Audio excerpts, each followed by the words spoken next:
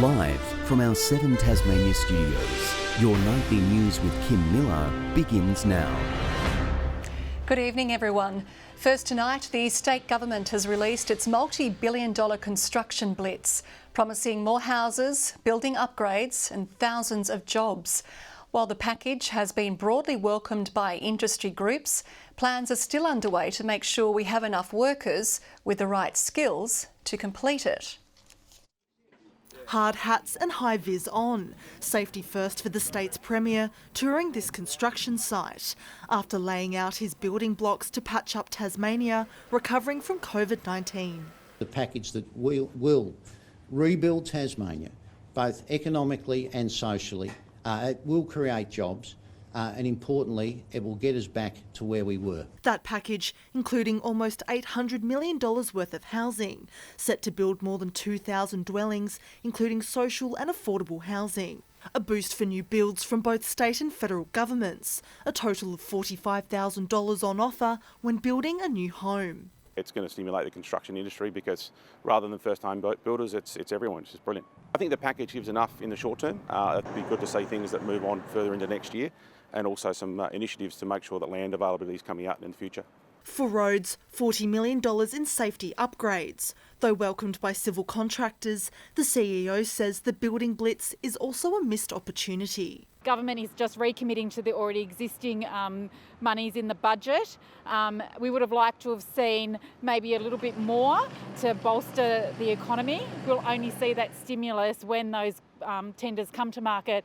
There's funding for upgrades of public buildings, including money for regional health centres and ambulance facilities, a refurbishment of Launceston Police Station, a new state operations centre to manage emergencies, and a further $20 million for other buildings. It's certainly a big investment in our industry, and if it can be managed correctly and rolled out perhaps in the order of around the state in where the need is first, then I think it can make a big difference.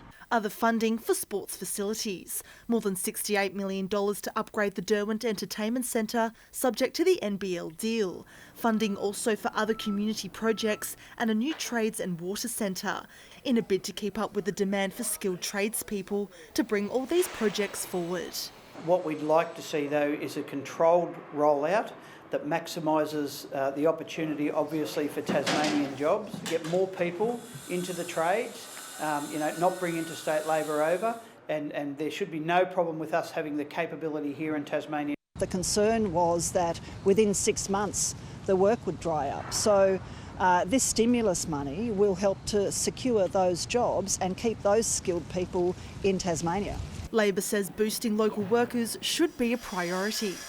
We'd encourage the government to focus very heavily on providing access to TAFE and qualifications for Tasmanians so that we can offer opportunities for apprenticeships and traineeships for Tasmanian workers. I want to have TAFE, industry representatives, unions at the table to have a conversation about what we can do to ensure that we are nimble and that we provide training and support where necessary to ensure that we have those skilled workers. The first brick in a long road to recovery. Rebecca Main, 7 Tasmania News. Well, Tasmanian businesses are preparing to reopen their doors for the first time in more than 2 months, with stage 2 restrictions to be lifted. But not all are ready, with some caught off guard by the early mark. Wiping down equipment and spacing out benches, this is the new reality. Making sure everything's clean, if they are sick at all, not to come in.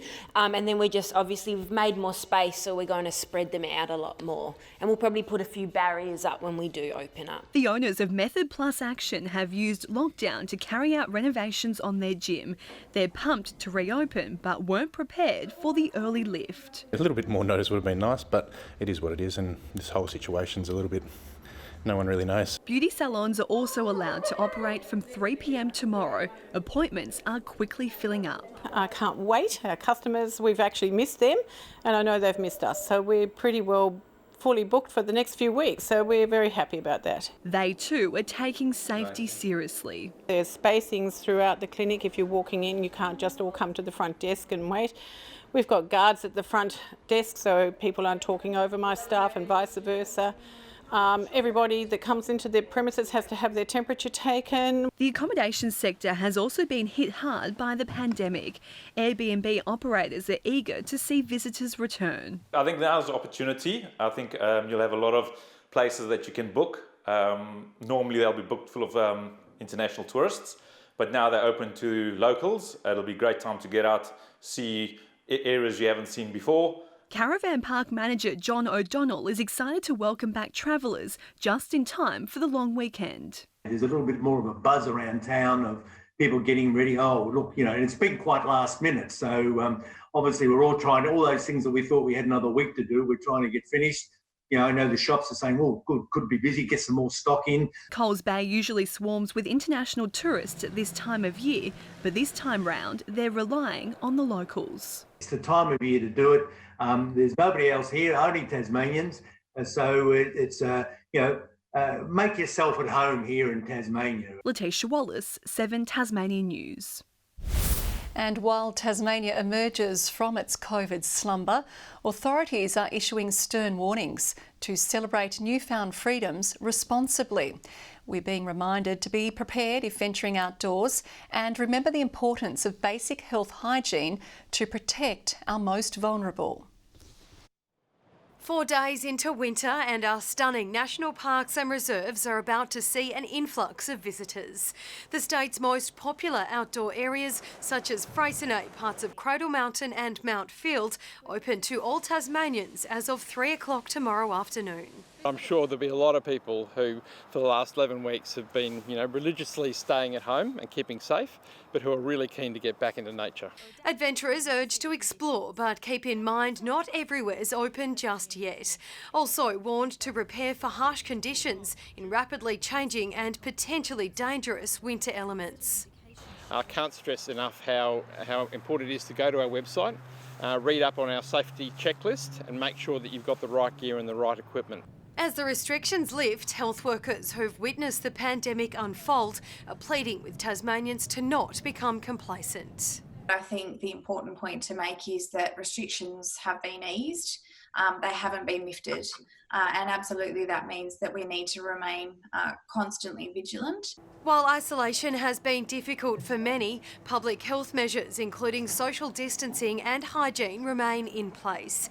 Visits to elderly family members, for example, need to be done carefully with the COVID threat not over. We're coming into winter when viruses spread very easily. Everyone knows what happens when flu gets into a community and spreads around. The last thing that we want is for coronavirus to make its way around a freely mixing community. Most importantly, ensuring that they aren't visiting anyone with any sorts of cold, flu or respiratory symptoms and ensuring that they're getting tested. A sentiment echoed by emergency departments. Tasmanians reminded to take it easy and celebrate new freedoms responsibly. Make sure we don't get cuts, burns, broken bones, all the things that we want to enjoy ourselves, but we really want to be safe this weekend. Police preparing to be out in force to ensure this long weekend is a safe one. If you think you're going to drink drive or drug drive, you will get caught. The police will be out and about, will be everywhere. It's right around the state. Louise Huber, 7 Tasmania News. A woman charged with the murder of a Campbelltown father in 2009 has pleaded not guilty in Hobart's Magistrates Court. Nolene Jordan was arrested with her husband at a Swansea property last month after an 11-year investigation into Shane Barker's death. The 65-year-old appeared via video link and has been remanded in custody. She's due to appear at the Launceston Supreme Court in July. Tasmanian protesters are preparing to hold local demonstrations for the Black Lives Matter movement. Police have confirmed the events planned for the long weekend are registered and are expected to be conducted peacefully, unlike those we've seen overseas. It's supportive of the protests but is reminding attendees to adhere to social distancing measures. Well, struggling tourism businesses opening for the first time in months will be given a helping hand through a new COVID coaching program. The free Gold Standard initiative will educate owners on the best ways to keep their facilities physically and financially safe. A mad dash to prepare hotel rooms, coupled with the added anxiety of ensuring everything is COVID safe, is making Stillwater's long-awaited reopening a tense one. We're excited to get back open, but there is that level and layer of stress and apprehension. Co-owner Bianca Welsh has been busy drilling in the new health procedures to all her workers. It's quite a rigorous cleaning scheme in between guests and a lot of precautions for the cleaning staff. But for those struggling to comprehend the new compliance regulations, there is personalised help that won't cost a cent. The program essentially is a business coach program for small tourism and hospitality businesses that are reopening, coming out of lockdown. We know that the tourism industry is one that has been hard hit through this pandemic.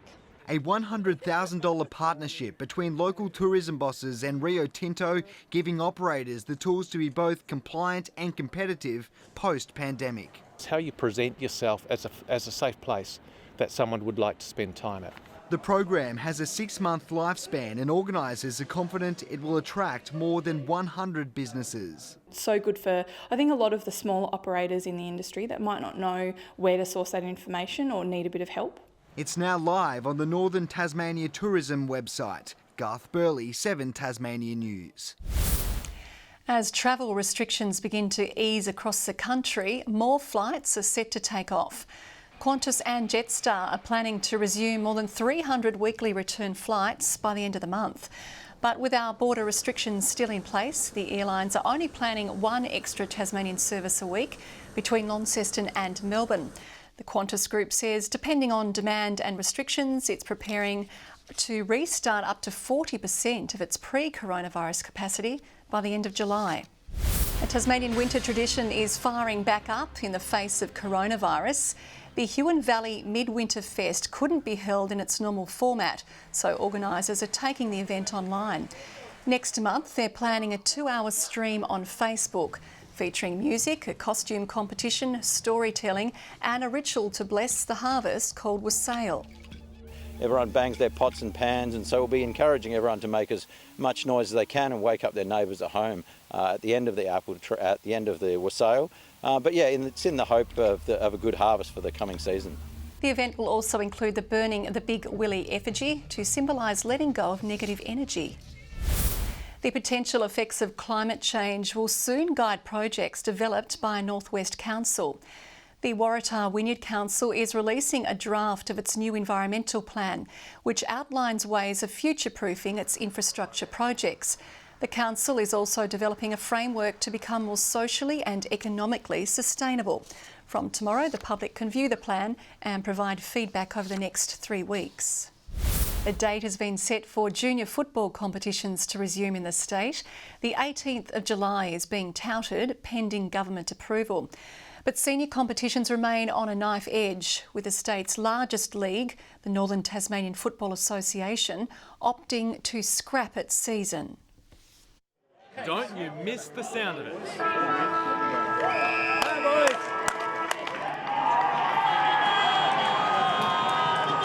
Now the viewpoints are vacant, the canteens have gone cold and the score will stay at 0 for all 19 clubs in the Northern Tasmanian Football Association for the first time since World War II.